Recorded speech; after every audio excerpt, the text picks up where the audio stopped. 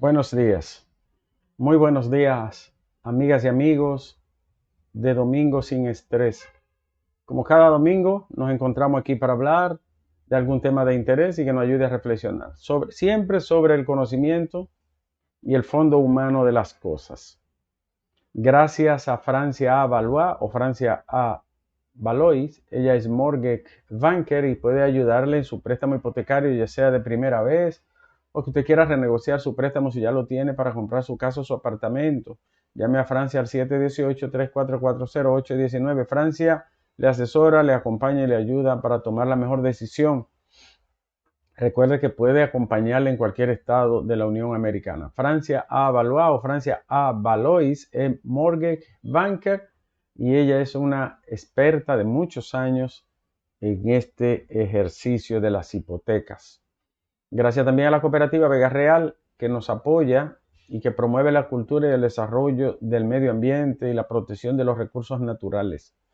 Y a nuestros amigos del restaurante La Casa del Mar, allá en Western, en el Bronx, una joya de restaurante. Señores, el tema de hoy, el tema de hoy es una brevísima conversación sobre un hecho, un acontecimiento que no solo sorprendió y estremeció al país, sino que también dejó un rastro de inquietudes, opiniones, dudas y también una gran estela de dolor en la familia, en los allegados y en las personas que tenían vínculos afectivos, sanguíneos, amistosos con este señor que tristemente decidió irse de esta vida, quitándose la vida de una manera muy sorpresiva para todos. Me refiero al caso de el ex senador y dirigente del Partido de la Liberación Dominicana, Reinaldo Pared Pérez. Pero yo no lo voy a enfocar para hablar del hecho en sí. Yo quiero darle una lectura humana a la reacción de su viuda, de su esposa, la señora Ingrid Mendoza, que se vio en la obligación de salir al frente, de hablar públicamente y de exteriorizar su parecer, sus sentimientos y todo lo que ella padeció a raíz de este suceso y desde antes, cuando se le diagnosticó un carcinoma de vía digestiva al señor Pared Pérez. Yo, del punto de vista de la comunicación, soy extremadamente democrático, libérrimo, tolerante. Yo creo que hay que tener capacidad y tolerancia hasta para aceptar el insulto incluso. Pero donde me detengo es cuando se llega al lugar más íntimo de la dignidad humana. Ya cuando se llega ahí empezamos a perder los resortes que nos hacen racionales. La señora Mendoza escribió un hilo en Twitter describiendo la manera en que ocurrió el acontecimiento y los intentos que había hecho él por irse de esta vida, atentar contra su propia existencia. Y ella lo describió, ustedes lo pueden ver y leer, y a mí me conmovió.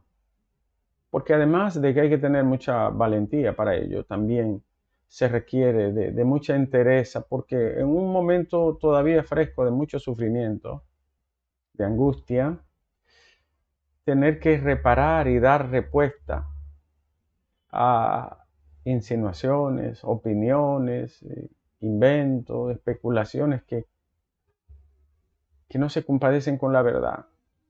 Es muy doloroso, es muy doloroso. Y por eso quiero decir que este caso, desde el punto de vista de lo puramente humano, es lesionador. ¿Qué pasa en nosotros cuando perdemos el sentido más próximo del prójimo? La palabra prójimo quiere decir próximo. Y próximo es aquel que está cercano. ¿Qué es lo que nos aleja, nos pone distante de las personas? La frialdad, la indiferencia, el odio, el resentimiento, el rechazo, la exclusión, cualquiera que sea su origen, su causa o su manifestación. Yo quiero enfocar en la inclinación que tiene el ser humano a generar maldad inútil. ¿Por qué generamos actos nada bondadosos sin ninguna razón? ¿Es el mundo de los instintos?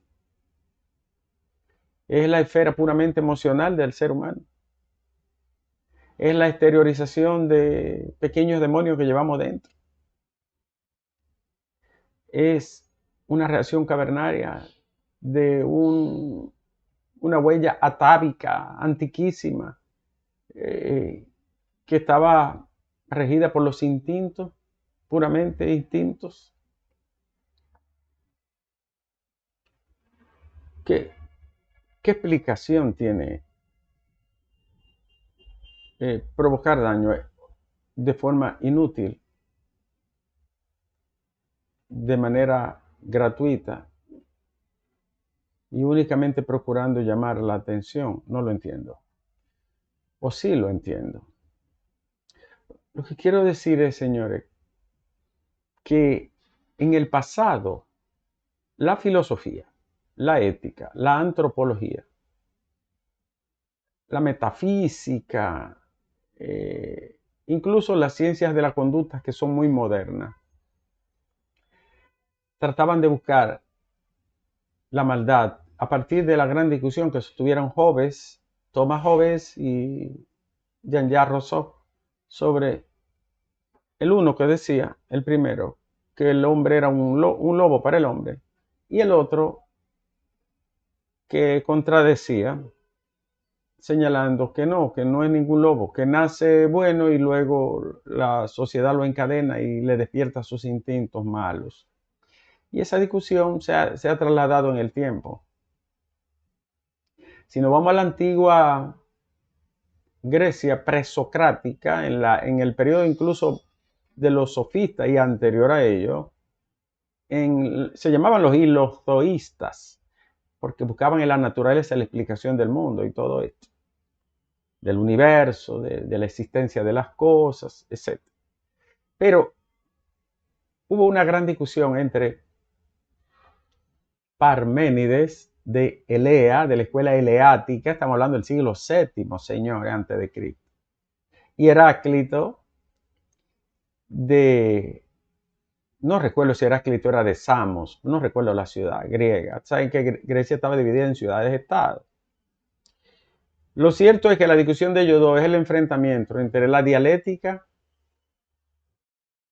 y la conservación de lo existente de forma inamovible. Esas dos cosmovisiones que se trasladaron en el mundo en una discusión amplísima que todavía está en evolución. Heráclito decía: nadie se baña dos veces en el mismo río. Y Parménides decía que las ideas eran inmutables, incambiables, que solo era nuestra ilusión y nuestra percepción la que veía cambio en el mundo, pero que nosotros éramos siempre lo mismo y que las ideas eran las mismas y que el mal y el bien eran incambiables. O sea, la teoría de Parménides es de la inmutabilidad. La de Heráclito es el inicio en Occidente, teóricamente hablando, de la dialéctica, de la evolución, de las ruedas de la historia.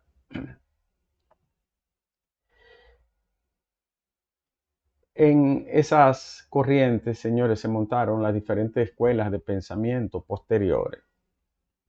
Al final lo que quiero señalar es que los griegos también concebían el mundo de una manera muy parecida como hoy lo vemos. Por ejemplo, Platón, que ya es post-socrático,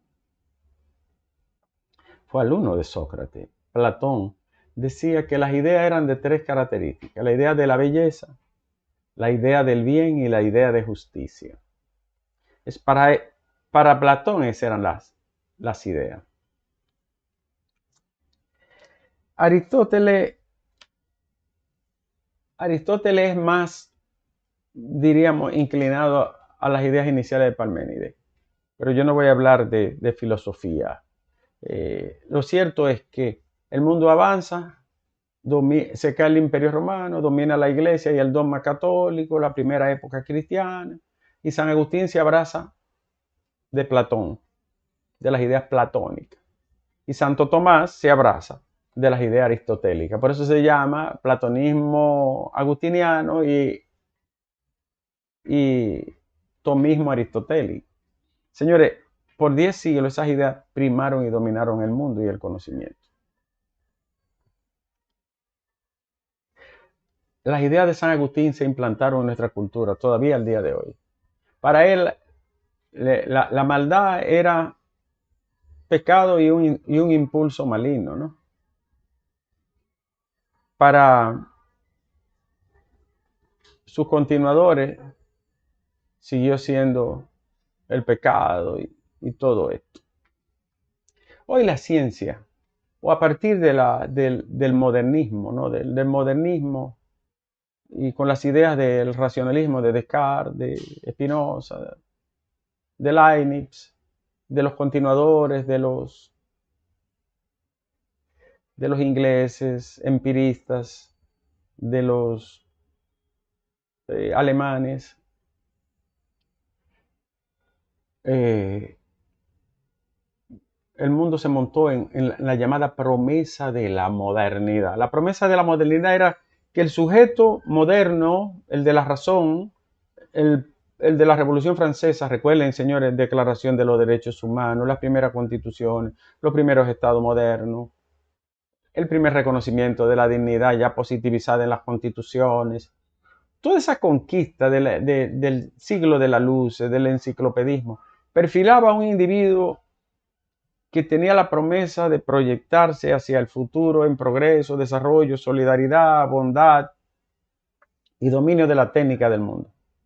Pues, ¿qué ocurrió? Esas promesas de la modernidad, igualdad, fraternidad, solidaridad, no se alcanzaron, no se completaron. Y si bien se escribieron en constituciones, en declaraciones universales de derechos, no llegaron al ser humano en sí. Y es lo que muchos autores, como por ejemplo Boaventura de Sousa Santos, que es un autor luso, portugués, dice que las promesas de la modernidad, muchas se quedaron cortas y otras no llegaron ni siquiera a levantarse. El hecho es que incluso para Immanuel Kant,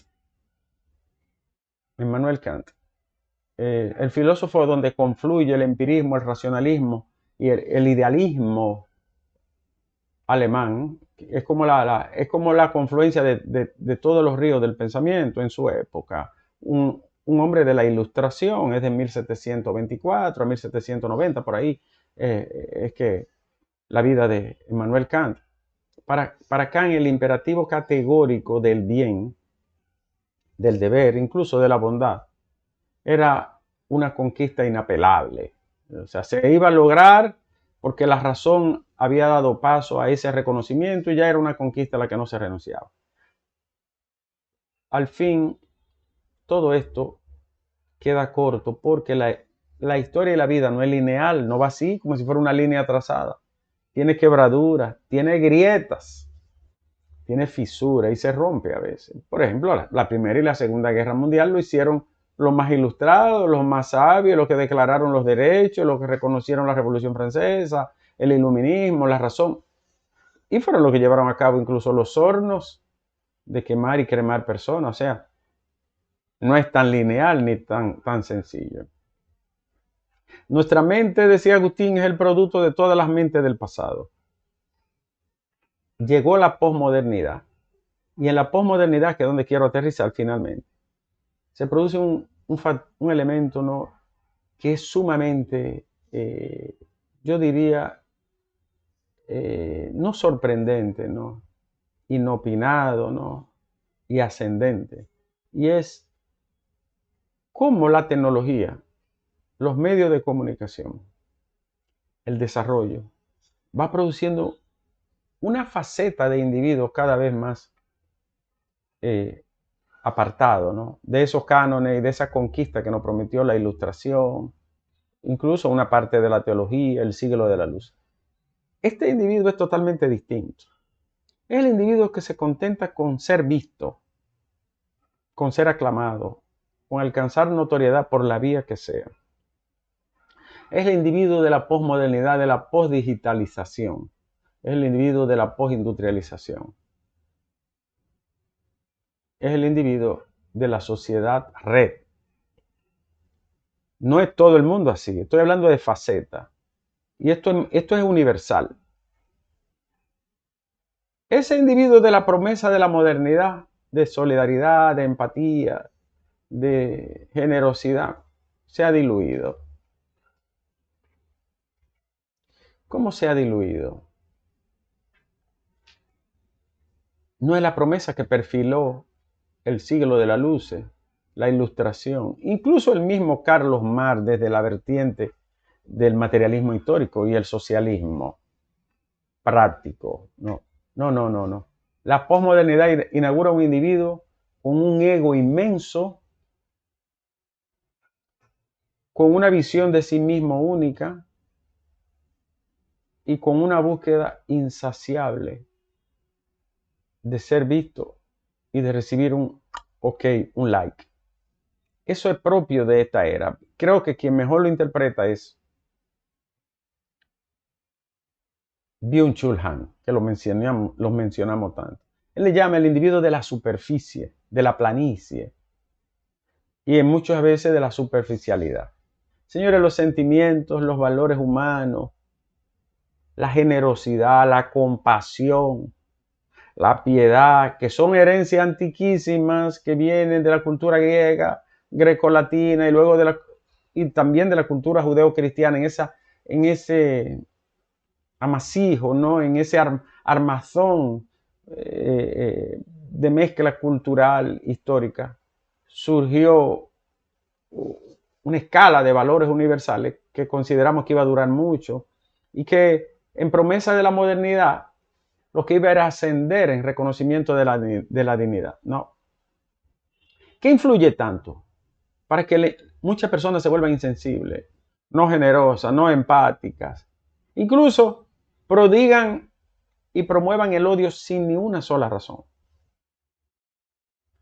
El mercado, el consumo, el nuevo ego, el individualismo radical, rancio y ascendente, los nuevos valores universales de esta época capitaneados por un consumismo hiperturbo consumidor.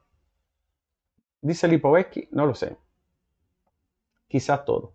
La pérdida de un valor religioso como la piedad, la empatía tan biológica, tan humana, tan cultural, tan antropológica que se ha instrumentalizado. ¿Qué influye? No es tan sencillo de codificar, pero yo digo finalmente que la pérdida de la generosidad, de la empatía, del amor por el otro, por la otra persona, está muy ligado al momento del capitalismo triunfante en esta época, donde todo está instrumentalizado.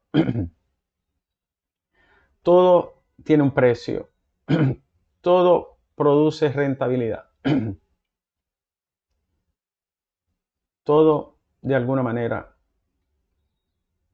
entra en la escala del mercado, incluso la dignidad. No hay parámetros, no hay límite. Y al no existir esos límites, esos parámetros, todo se vale. Yo continuaré hablando de este y otro tema, pero finalmente, si el ser humano pierde la empatía, la generosidad y el amor por los demás, es como si fuera una lata vacía. Y eso hay que cuidarlo. Muchas gracias por acompañarnos este momento. Una pequeña tos. Me afecta, gracias a Francia Valois o Francia Valois y ella Mortgage Banker, Llámela al 718-344-0819.